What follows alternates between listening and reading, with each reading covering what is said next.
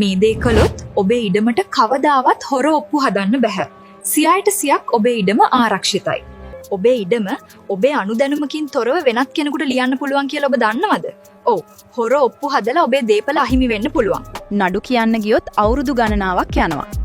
ඒත් මේක කලින්ම නීත්‍යානුකූලව වළක්වා ගන්න ක්‍රමයක් තියෙනවා. ඒ තමයි ඔබේ ඉඩමට කේවියට් එකක් දාන එක.